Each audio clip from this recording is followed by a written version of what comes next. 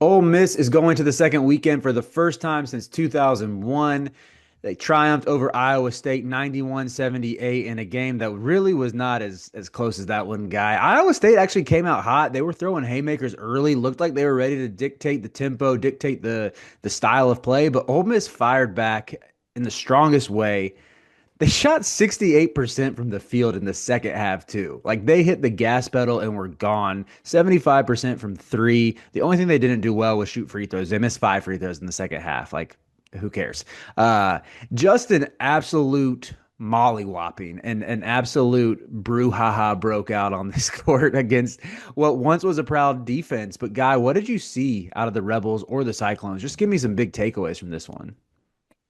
Well, I would actually like to file a lawsuit for false advertising against the University of Mississippi. Hmm. Uh, you have Miss in your name, and you did not do that. The Ole Make, the University of Mississippi. I mean, like, genuinely, this is a ridiculous shooting performance. Like, I was sitting on the couch watching this game, and I was incredulous. It's like I picked Iowa State in this one, right? To win this, I had them going far in my bracket, and I wasn't even mad at like there was I was in shock. I like we know that this Ole Miss team can just go kind of nuclear every now and then, but Right. this felt ridiculous. I can't recall a missed 3-point shot that this Ole Miss team took outside of the under 12 media timeout in the first half. After that, like this was a clinic that they put on from the 3-point line from the field. I mean, it genuinely it was just a crazy watching experience for me because at some point you think, okay, they have to miss one of these at some point, and they just don't. Mhm. Like you can talk about whatever you want with regard to Iowa State. They didn't play a poor basketball game. Um, sure, they didn't turn them over as much as you'd want. You know you lose the turnover battle, but you get more offensive rebounds than Ole Miss. I mean, not that Ole Miss had many chances to get any offensive rebounds. You win the rebounding battle in total of your I can't speak. Sorry. It's not like you have a particularly low assist rate. You're assisting on a third of your buckets. I mean, I guess Mhm. that's not great. You'd want to do more, but it there's no way to stop a team that is this hot from deep, from 2-point range, whatever. It just felt like it felt ridiculous. I mean, Yeah. like there's a loss for words that I have just because it's not that I don't believe it. It's just Mhm. you can't believe it when you're watching. I mean, when was the last time you saw a team this hot from the floor, Riley? I mean, it's a little biased, but UNC starting out like 8 for 8 from three against San Diego State. They didn't miss that one, and then Ole Miss, but Ole Miss didn't miss against UNC either. Like it's been an all-time heater that they were on in the first weekend. And I mean, to your credit, guy, they probably had two or three shots that went around the cylinder before dropping. Like you see those types of shots fall and you just know it's your day. It did seem like every mid-ranger, every three was going in. Malik Dia hit that sidestep three that I think that was one of the ones that went around the cylinder before dropping. I mean, he hit the two threes he took as well. Like Matthew Murrell, who we know is a good shooter, but it's only at 30% on the year. He knocked down all three of his tonight. And it's like there's something to be said when a team, has a performance like they did in the first round against Carolina, where they start out 11 for 15 from the field, 6 of 7 from three, and they just build on that. They made some adjustments and didn't really, I guess, kind of piss down their leg like they did the second half against UNC. They finished it out and kept building on it. As soon as that second half started, they were gone. And to your point, I would push back on Iowa State playing well. I would say they didn't play like awful. It was like a C game from Iowa State. A C game from Iowa State is still one of the top 25 teams in the country, though. Yeah, but I also thought Ole Miss did a really good job of taking Iowa State out of what it normally did. Like Ole Miss was the one who was winning with physicality and winning on the glass. I thought they were way quicker to 50-50 balls and like battling the bigs for Iowa State, who we just saw, that's kind of their MO is they have this deep group of big men who are gonna outwork you and control the glass. And even someone like Joshua Jefferson, I've been beating the drum for him as an NBA player. I thought Malik Dia and Jamin Brakefield both got the better of him on multiple occasions. I think Brakefield was another big takeaway for mine, who's just like essentially having a legacy run through the month of March right now. When you see he had 12 points against UNC, but they felt massive. I mean, the two threes he made were massive in that one. 19 points tonight. He had that one play where he shot fake, got Jefferson in the air, drove to the hoop, I was just gonna talk about this, man. What finished the off heck? the glass. Well, that was one of those shots too that like bounced up and down a couple times on the rim before dropping, and he got the foul.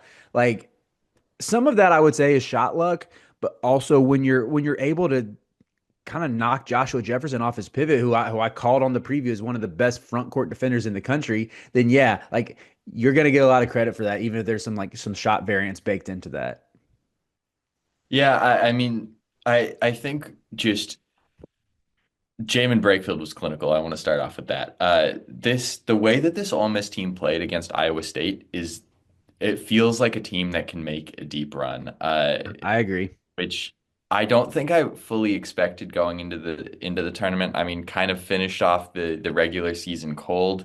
Not kind of did, two L's in the last three games.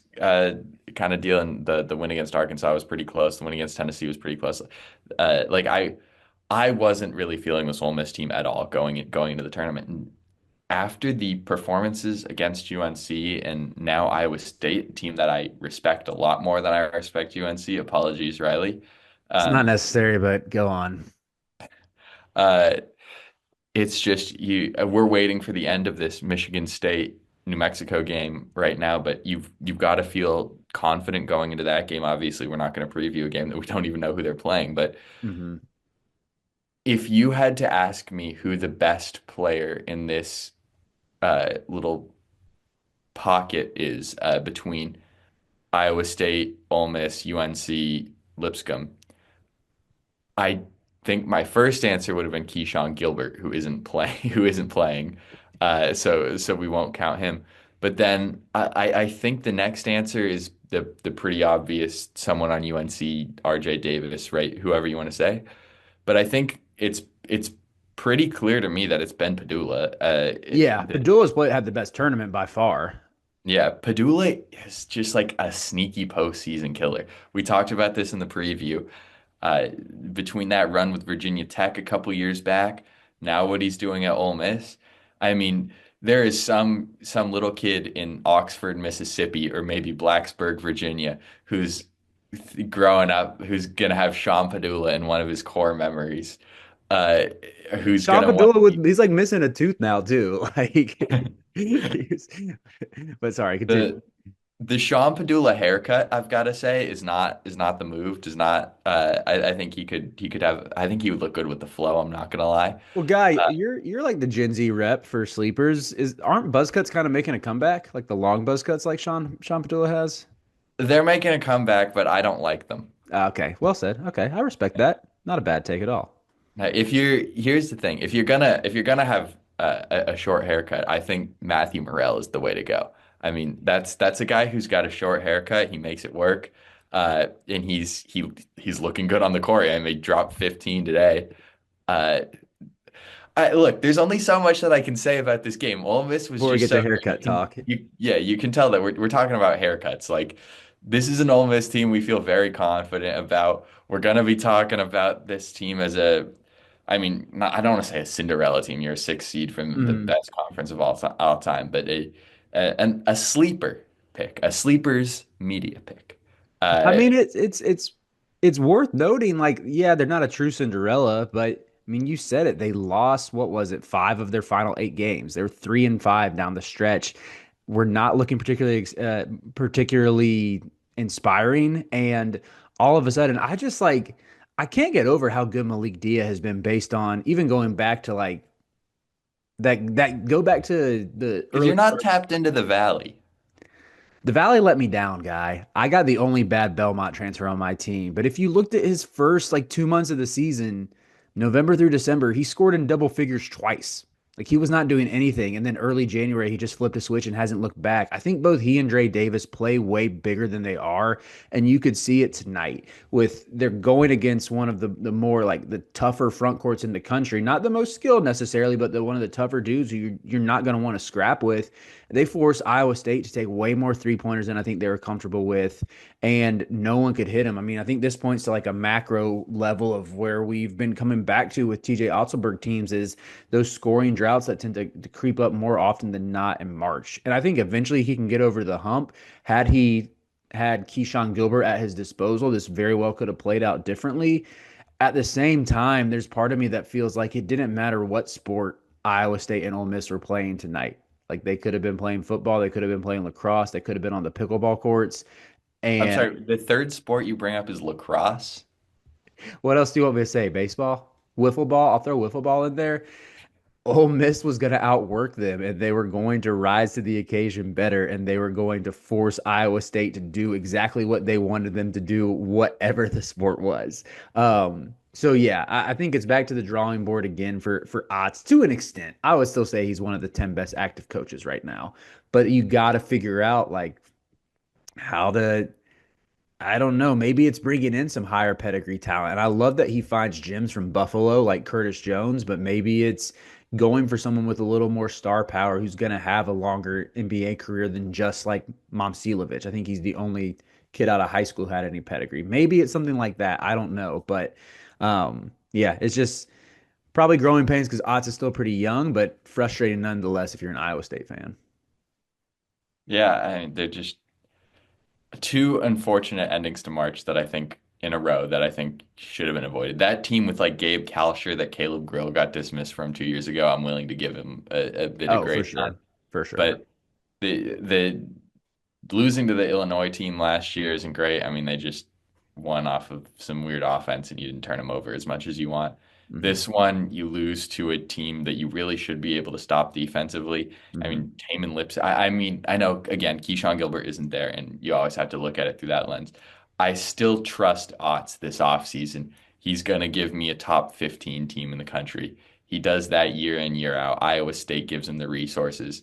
Uh, and, just get him in a hotel with dumbbells that go up to 100 pounds. We said that this one in Milwaukee's got 75. Give him 100 pounds. He needs that. The higher the dumbbell weight is, the better Iowa State does. Well said. Good season, clones, despite it ending prematurely. And Ole Miss, hat tip to y'all. I think proving a lot of doubters wrong, myself included. It is March, and that means that March Madness is upon us. And if you are looking for a place to play, Underdog Fantasy has you covered. Sign up and deposit using code SLEEPERS, that's code SLEEPERS, to receive up to $1,000 in bonus credit plus a free pick. Head over to Underdog Fantasy today and use promo code SLEEPERS to take advantage of this amazing offer.